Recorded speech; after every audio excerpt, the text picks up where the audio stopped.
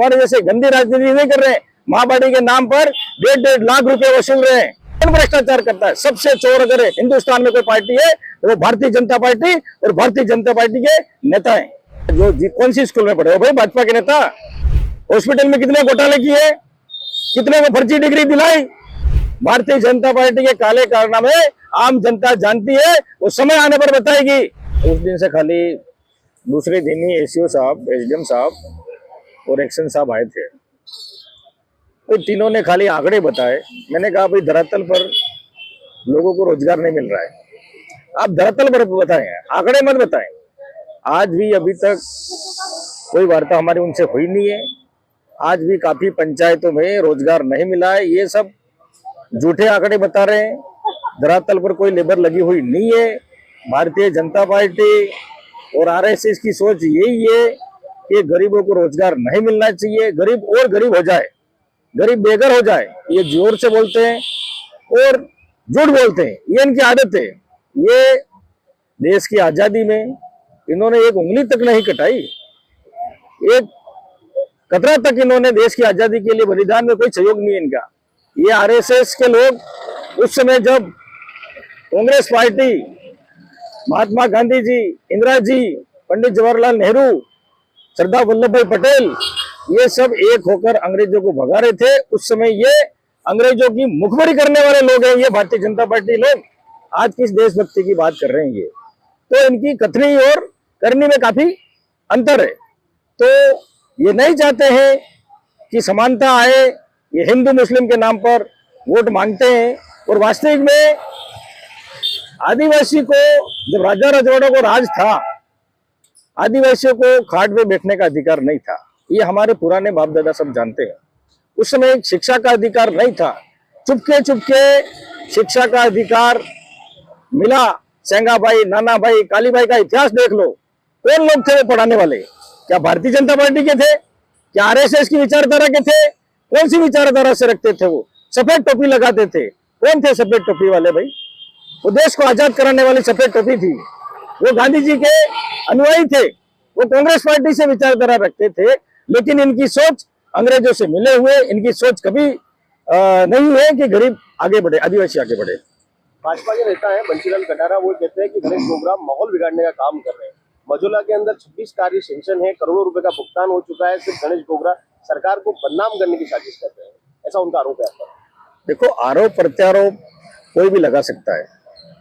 आरोप प्रत्यारोप उसको साबित करो आप। अगर मेरी पंचायत में चल रहे हैं, कोई मैं मझौले के लिए थोड़ी बैठा हूँ यहाँ पर धरने पर। मैं पूरे जिले की बात कर रहा हूँ। पूरे जिले में नरेगा ठप है, रोजगार नहीं मिल रहा है। आप खाली कागजों में आंकड़े बता रहे हैं। उसमें पीएम आवास के भी सेंक्शन है, केटल शेड के भी सेंक्शन है। वो आंकड़ा मिलाकर आप बता रहे हो कि इतना सेंक्शन हो गया है। ये स्वीकृतियां कब निकली? स्वीकृतियों की तारीख बताया आप। कांग्रेस के राज में कितनी निकली थी और अभी आपके 2 साल हो गए कि कितनी सेंक्शन निकाली है? और आप एक साइड के 10 लाख का सेंक्शन निकाल रहे हैं, उसमें भी 5 लाख तक ही आप एमआर जारी कर सकते हो। उसके 5 लाख के बाद अगर आपका एमआर जारी हो गया तो आपको आपका एमआर उसमें भुगतान ही नहीं होगा। और एक साइड पे खाली 70 लेबर लग रही है, तो 700-800 लेबर कम से कम एक पंचायत में है। 1200 जॉब कार्ड हैं, तो उसके हिसाब से तो कम से कम प्रति वर्ष 3 करोड़ श्रम रोजगार श्रमिक का रोजगार के लिए श्रम जो सामग्री है श्रम की 3 करोड़ के लगभग निकलनी चाहिए। और पहली बार मैं धरने पर नहीं बैठा हूं। मैं मेरी सरकार में, कांग्रेस के कार्यकाल में विद्युत विभाग में भी धरने पर बैठा हूं। एसडीएम को भी वहां पट्टा नहीं दे रहा था, वहां भी लोगों ने ताला बंद किया, वहां भी धरने पर बैठा हूं। और पुलिस प्रशासन के खिलाफ भी धरने पर बैठा हूं। मैं कोई ये नहीं कह रहा हूं कि राजनीति चमकाने के लिए बैठा हूं। अगर जनता के साथ अन्याय हो रहा है, जनता को रोजगार नहीं मिल रहा है, तो मेरा कर्तव्य है उनकी आवाज उठाऊं, गरीबों का सहारा बनूं।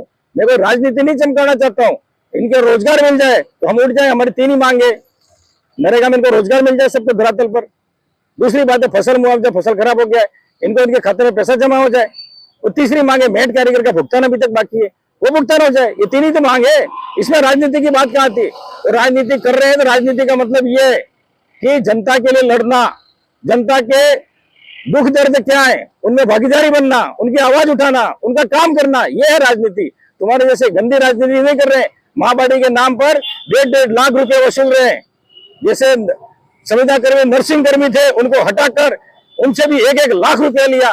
कौन भ्रष्टाचार करता है? सबसे चोर अगर हिंदुस्तान में कोई पार्टी है वो भारतीय जनता पार्टी और भारतीय जनता पार्टी के नेता हैं। आप जैसे कह रहे हैं कि कांग्रेस ने आदिवासियों को अधिकार दिया है, ऐसा में जो भाजपा के नेता है वो कह रहे हैं कि क्या कांग्रेस नहीं होती तो क्या हम आदिवासी बोलना नहीं सकते? क्या आदिवासी पहले से बोल रहे थे, बैठ रहे थे, सब कुछ कर रहे थे? क्या बोल रहे थे? आज जो कौन सी स्कूल में पढ़े हो भाई? भाजपा के नेता किसने बनाई थी? तुम जिस स्कूल में पढ़ो किसने बनाई? आपकी सरकार थी क्या? भारतीय जनता पार्टी की सरकार थी जिस स्कूल में पढ़े हो? हॉस्पिटल में कितने घोटाले किए, कितने को फर्जी डिग्री दिलाई, कितने ने सुसाइड किया? हमारे पास भी आंकड़ा है इनका। इनके गांव में सुसाइड क्यों किया लड़के ने? कितने पैसे खाए, कितनी फर्जी डिग्रियां दिलाई तुमने, हॉस्पिटल में कितनी गड़बड़ी की? लेकिन हम चुप है, इसका मतलब ये नहीं कि हम बोल रहे हो, तुम बोल रहे हो और हम सुन रहे हैं। भारतीय जनता पार्टी के काले कारनामे आम जनता जानती है, वो समय आने पर बताएगी कि तुम अभी क्या कर रहे हो, कितने कर्मचारियों को परेशान कर रहे हो, आज अधिकारियों को परेशान कर रहे हो, SIR के नाम पर परेशान कर रहे हो। आज बिल्कुल कर्मचारी डरा हुआ है। कई BLO ने सुसाइड कर लिया। ऐसी जो आज बच्चे को पढ़ाई का भविष्य खराब हो रहा है और आप कह रहे हो कि हम काम करा रहे हैं। क्या काम करा रहे हो? ये लोग क्यों आए यहाँ पर? मुझे मजा आ रहा है क्या? हमको यहाँ बैठने मजा आ रहा है क्या? और हमने तो 10 तारीख को ज्ञापन दिया था, राजनीति चमकाने के लिए नहीं। और जिलाध्यक्ष तो हम बाद में बने, हमको भी पता नहीं था कि हम जिलाध्यक्ष बनेंगे कि नहीं बनेंगे। लेकिन हमने अल्टीमेटम सरकार को, प्रशासन को दिया था कि 7 दिन में सेंक्शन नरेगा की निकलनी चाहिए, लोगों को रोजगार मिलना चाहिए और